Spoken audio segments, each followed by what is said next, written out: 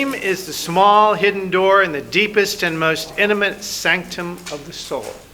Today's next speaker will tell us the story of a nightmare that not only jolted her awake, but awoke her from sleepwalking through life.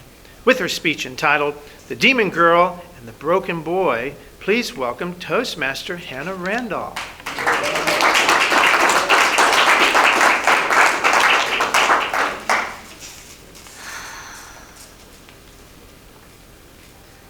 5 years ago, I had a dream.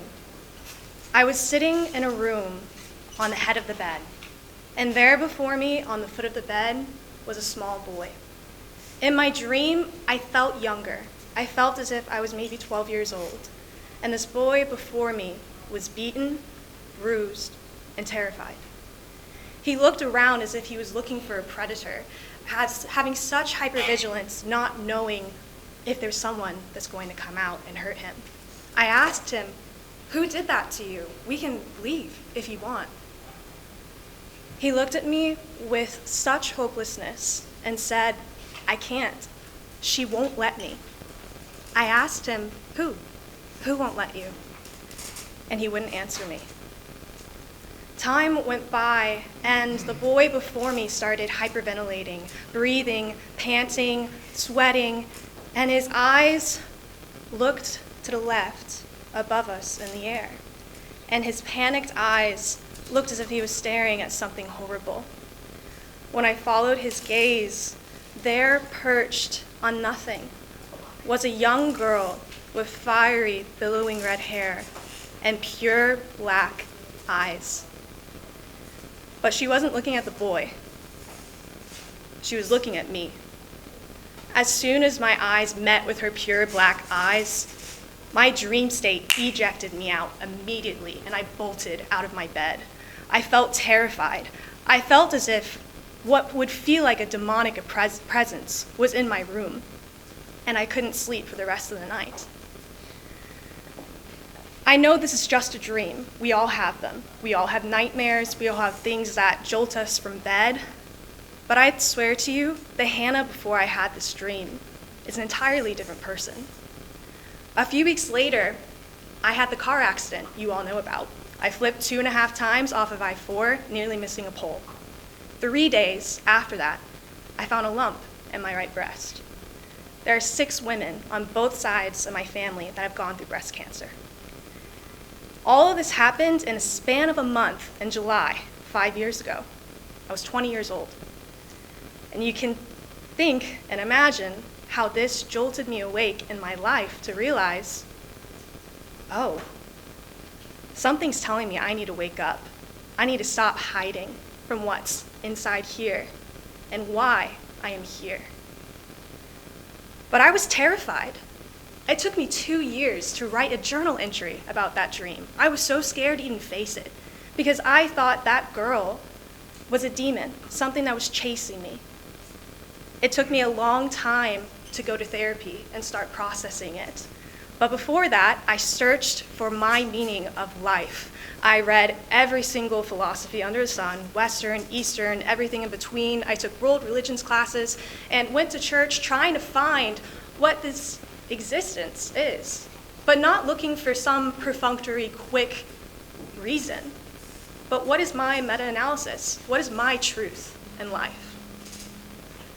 When I finally started going to therapy and started telling people about this dream, which took a long time, I started realizing some things about myself. But before I got into therapy, I started feeling physical pain. I felt pain in my back, right here.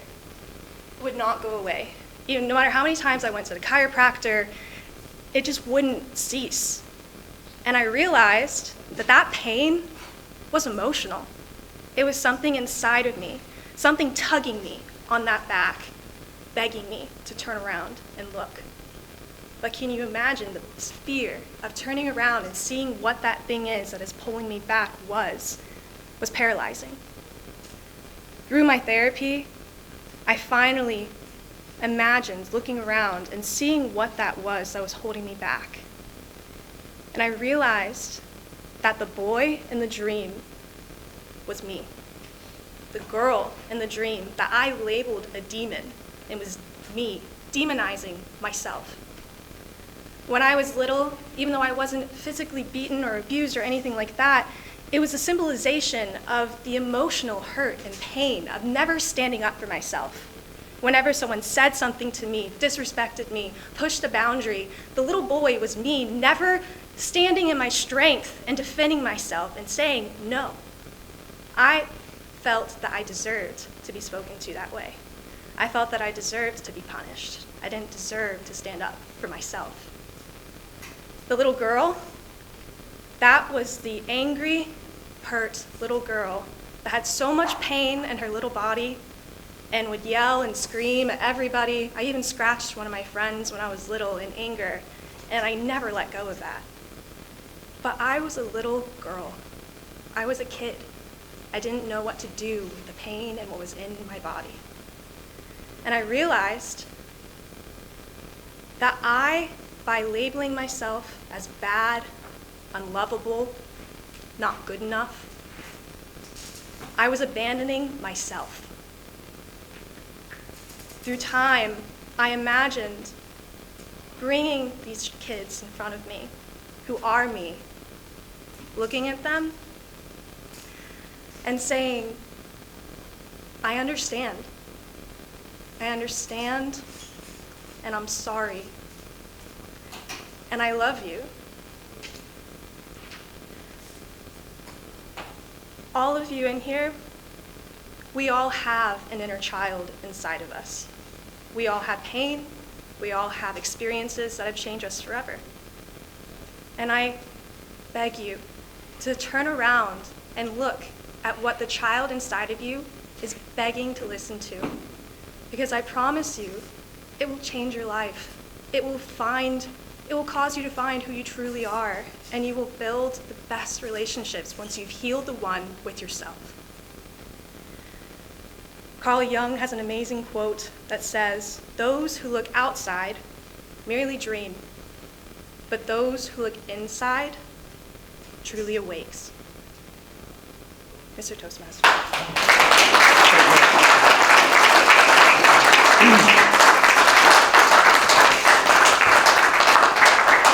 What a glorious experience. Glorious experience to hear someone's heart like that. Thank you so much. On